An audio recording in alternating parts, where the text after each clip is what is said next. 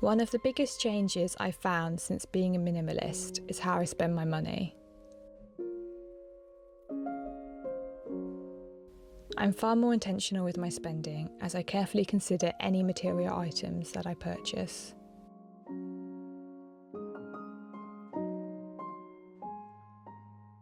This has now become a habit, and I've watched my savings grow as a result.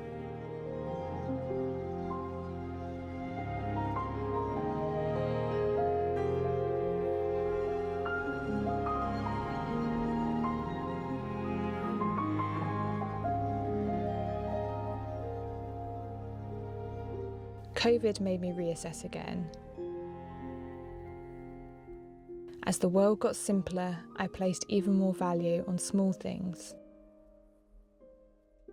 like spending time in nature, a cup of tea with a good book, or a phone conversation with a friend.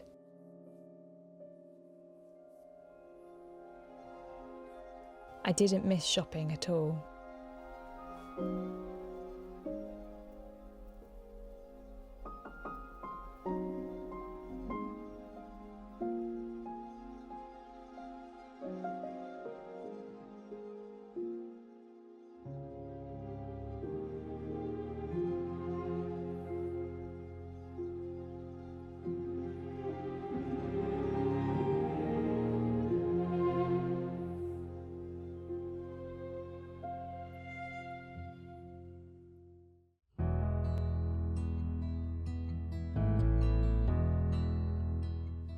Over time, I've gradually reduced my outgoings.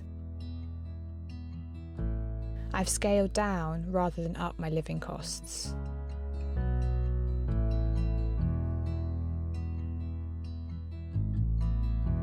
I've reduced my subscriptions and chosen free or low-cost options where possible, such as making much of my own food from scratch and borrowing books from the library.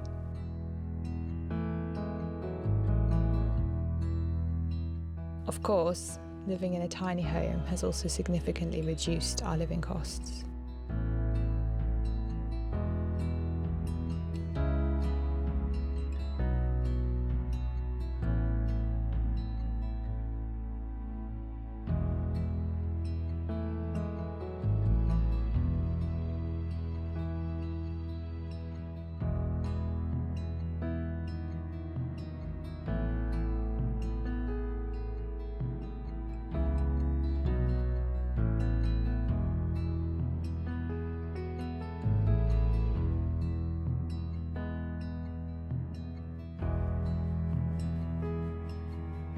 By focusing on small joys of life and being careful with my money, I've reached a sense of peace, a freedom that I hold dear as I feel in control of my life and my finances,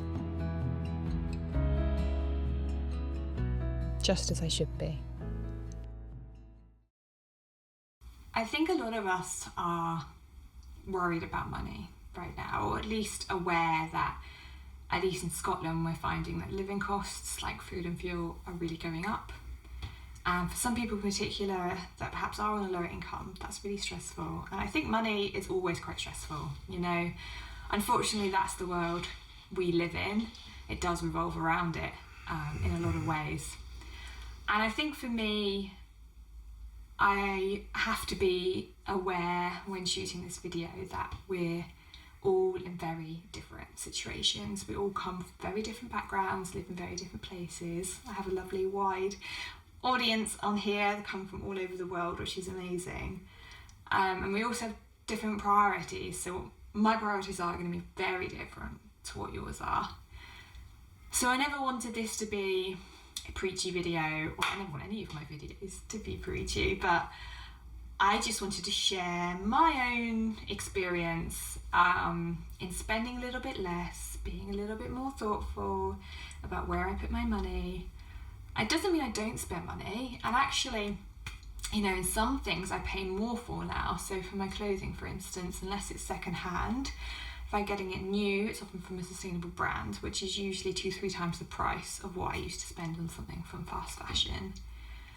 And similarly, you know, with my food, although I do try and cook from scratch a lot, and I do a lot of, you know, obviously I'm vegan, so a lot of my food can be quite cheap if you're doing it like that, you know, it's just vegetables and beans and pulses, etc. But I do like to buy organic where I can, for instance, and those kind of things, you know, spending more money to do something that's perhaps more environmentally friendly, that's a priority for me. That's something that's really, really important to me, and it's something that I'm happy to spend money for. But obviously my situation is so different. I don't have children. That's a big one. I'm not planning to have children.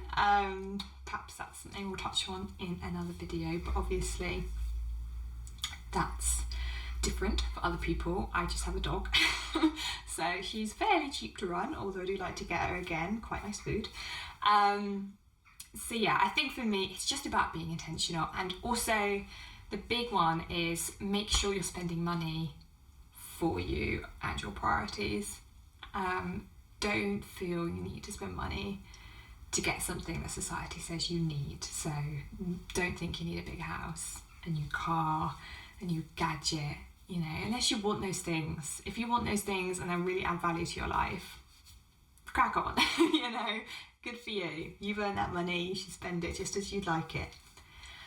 But if you're just doing it because you feel a bit inadequate perhaps, or that you should do it, I just think, what a waste, because at what cost? You know, not just the actual cost, the money, but the time you've had to put into earning that money.